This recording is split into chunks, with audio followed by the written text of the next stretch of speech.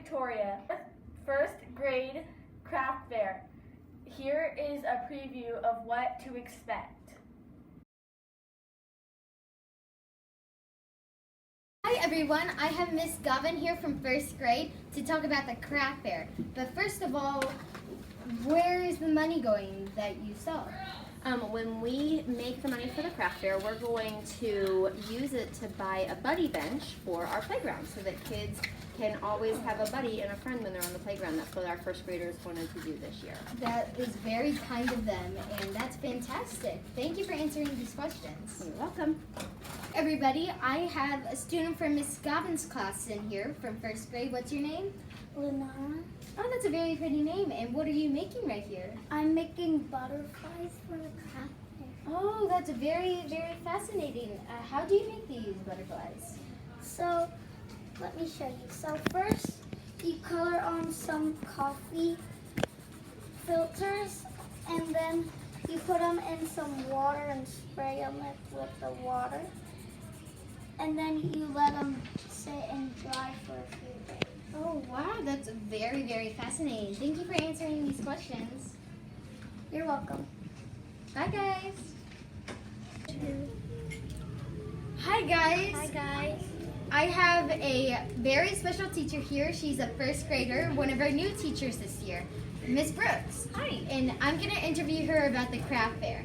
So, what are you doing for the craft fair? Well, we just talked about goods and services, and so what we're doing as a class and as a grade level is we're learning about what producers and consumers do.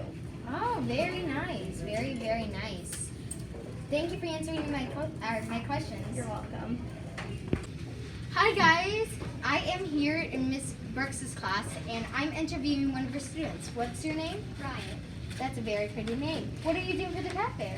I am making bracelets. Oh, very, very nice. Thank you for answering my questions. Bye, guys.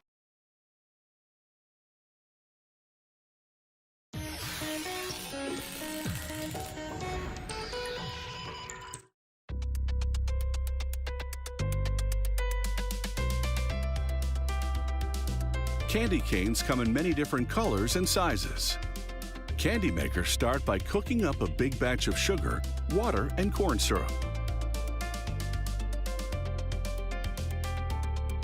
Next, they prepare a mix of starch and peppermint flavoring. As they blend together, the flavoring binds to the starch. The flavoring mix is emptied into the middle of the syrupy slab. Then the whole thing is fed into a machine that folds the batch repeatedly, using shovels and a plunger. This distributes the flavoring evenly.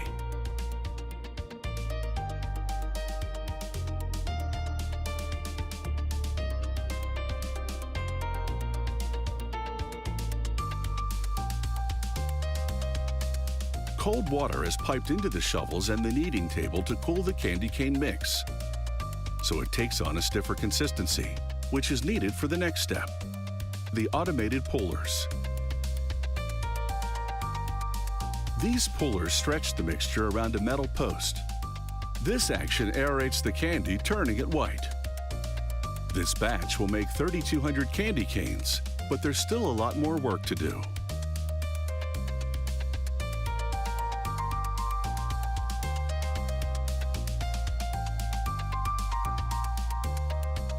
The candy is rolled into a fat log as heaters warm it until it's pliable enough to shape.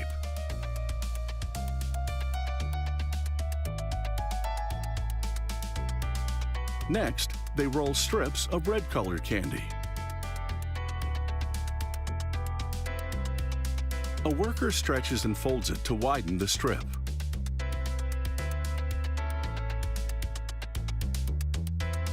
Two of the red strips are arranged on either side of the white candy. The block of candy weighs 100 pounds, so it takes 2 workers to transfer it to a batch roller. The batch roller cylinders roll the candy thinner and thinner, dramatically reducing the log's diameter until it reaches candy cane dimensions. A torch moves across the candy to keep it pliable. the sugary batch travels between wheels that slim it down even more. The rope of candy moves forward in a wave-like fashion. This gives it some slack so it doesn't stretch as it moves through the next set of wheels.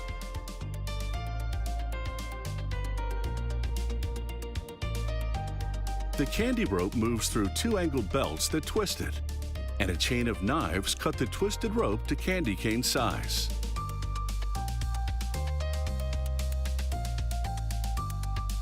This production has been perfectly choreographed.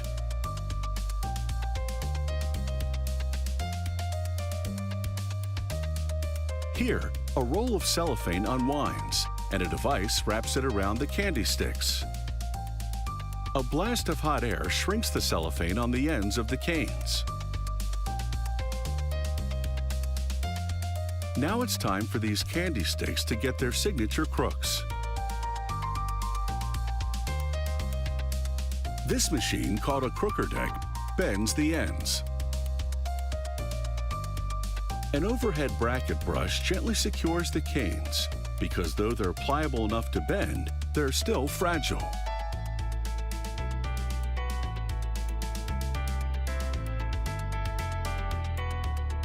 There's a camera inside this robotic arm that spots the candy canes on the conveyor belt before the arm picks them up two at a time.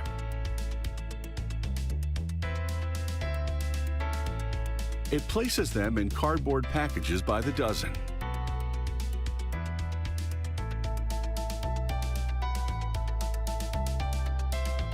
It takes about a half hour to make a box of candy canes, but they're sure to come to a very sticky end in less time.